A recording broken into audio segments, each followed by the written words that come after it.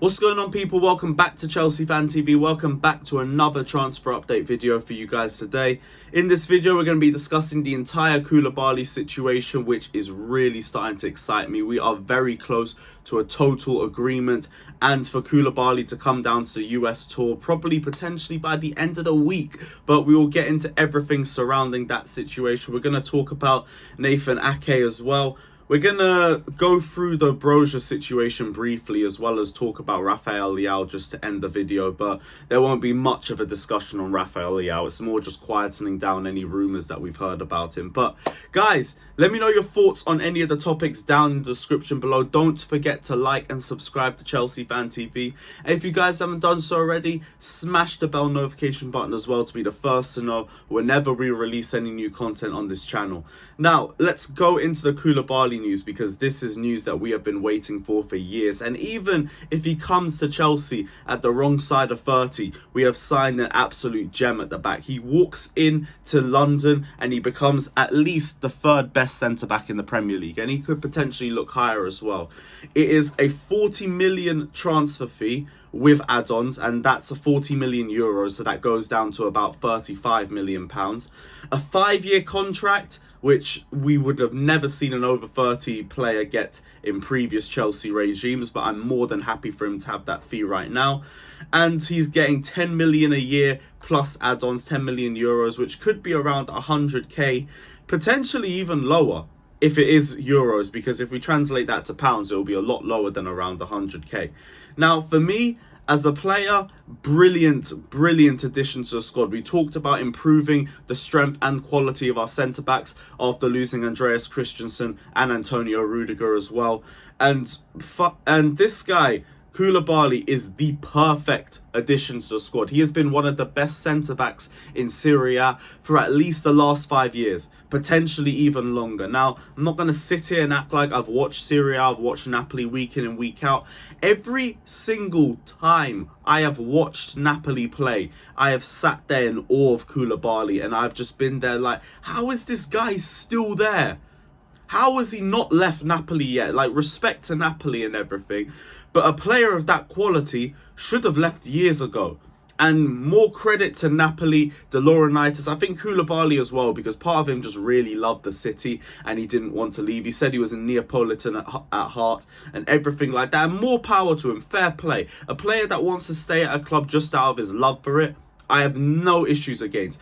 But people are looking at him and we're saying, oh, we're getting an aging defender. We got him about 3-4 years too late. People are forgetting we've just got Thiago Silva, who is 38 years old and is the best centre-back in the league in my eyes. And now Koulibaly's coming and he could potentially rival that position because he is that good.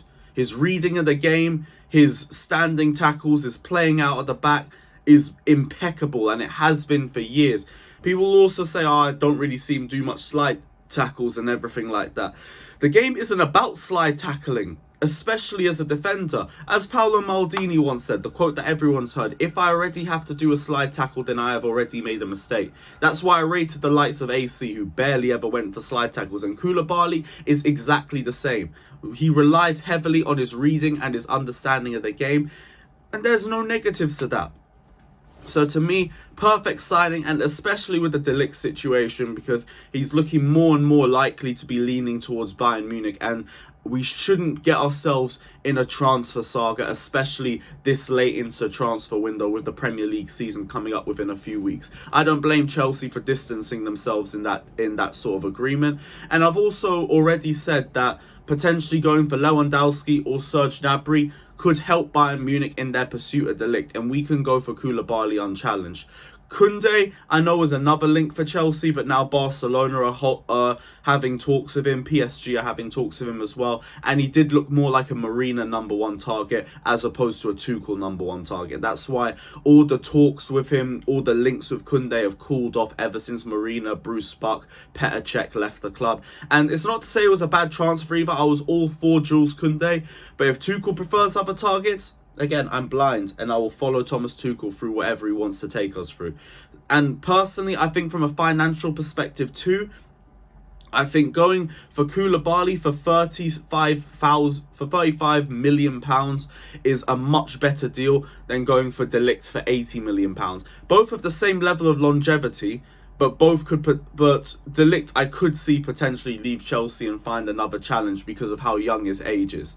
Koulibaly will stay at Chelsea for at least the next 5 to 6 years. He got given a 5-year contract, and for people doubting whether he should have been given a 5-year contract as well, he got given that mainly because of how good his injury record is, how well he protects himself, his commitment, his planning. He looks after his body to the same level of Thiago Silva, and like I said, when Silva joined, he looked after his body the same way Ronaldo did. With the growth of sports science, sports medicine, expect 30 to be the new 27. Like, just because a player hits 30 does not mean they're going to start declining. Players could go to 35 and still be playing at the top level. And I've already said the longevity of players at centre-back, players in defence, is much longer as opposed to players up front and players going forward.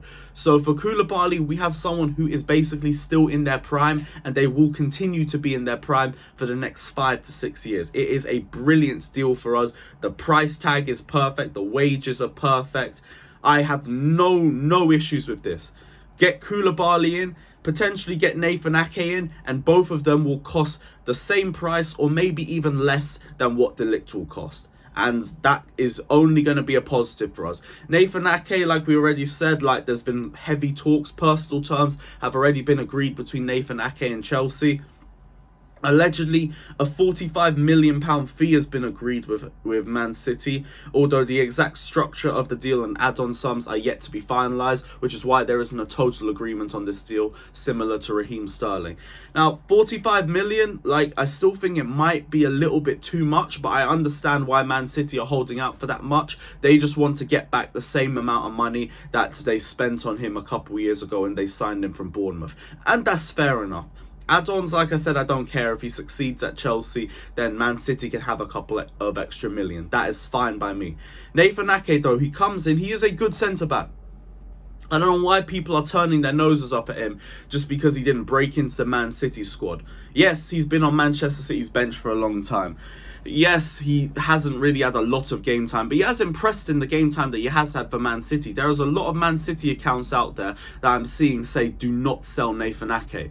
And I think you bring him into a back five, utilise the best of his abilities on his left foot, his pace and recovery as well. His reading of the game is still strong too. And even the fact that he's on Manchester City's bench does not mean he's beneath Chelsea. Like, let's look at Man City's bench at any Premier League game and tell me that there isn't, I don't know, like 3 to 4 players in there, potentially 5, that would walk straight into this Chelsea squad. Nathan Ake comes in and he improves us. We know what his quality is. We know what his potential is too. He's going to come into Chelsea. He's going to have a lot of game time. And even if you lot don't really, if you have doubts about it, accept the fact that Thomas Tuchel wants him. And we've simply said, trust in Thomas Tuchel. And for me, if he wants him, he's going to bring him into Chelsea and he's going to improve him. The same way he improved Rudiger, the same way he improved Christensen, is the same way I see him improving Nathan Ake. And like I already said, even if he comes in as depth, that is fine. He strengthens our team just by being there. He could come into the team and he could have a positive impact as well. And getting him and getting Koulibaly in would still be cheaper or around the same price as what De Ligt would cost. So I'd rather bring in 2 quality defenders than bring in 1 quality defender for the price of 2. That's why I'm not here for this De Ligt deal anymore. Get Koulibaly in. Get me Nathan Ake in as well. We can have Ake, Silva, Koulibaly as our back 3. We could have Chalobah, potentially Levi Colwill as centre-back backups. Maybe even Malang Sarr if he's still at the club. It's still not the best defence that we had as opposed to last season, but it's massively improved from what we expected it to be. I thought we were going to go into next season with Chalobah, Colwill and Thiago Silva being our back 3, and that's frightening. I like Chalobah, I like Levi Colwill, but we need experience in the back. Koulibaly brings that, Nathan Ake brings that, and it leaves us in a better place. Before we end the video, I do want to talk about Armando Broja. He is flying to the USA this week to join Chelsea on the US tour. It'd be a really good opportunity to see what he could bring to the Chelsea side as well. But it's a big pre-season tour for him as well, because if he doesn't impress, he's likely to be going out on loan or potentially going out and being sold as well. West Ham are interested, Everton are interested as well. And I do think a loan deal could still be good for him, but like, we need to bring a striker in first and foremost before we even consider that. Because right now, Armando Broja is our only number 9, our only pure number 9. And I'm not willing to let that go, even if he hasn't got a lot of experience on the belt right now, because we don't have a striker and we need someone of that profile. So if Lewandowski comes in, potentially be good to let him go if he does want to go. I would still keep him as a number 2 so he could potentially learn off the likes of a Lewandowski, but if he wants to go out and get the experience, I understand that. On Rafael Leao as well, because I did see links with him over the last 24 hours, I think it's a very unrealistic transfer. He's got 2 years left on his contract, he's got a 150 million release clause, and he's one of AC Milan's key players coming out of a title-winning campaign. There is no way that they're getting rid of him, not right now. It's worth looking at in a year's time if he doesn't re-sign, but as for right now, AC Milan would put too high of a fee up for him, and I don't think it will work out. But guys, that is the end of the transfer update video for you guys today. Let me know if you agree or disagree with any of my thoughts down in the description below. Don't forget to like and subscribe to Chelsea Fan TV, and we'll see you guys very soon. As always, up the Chelsea.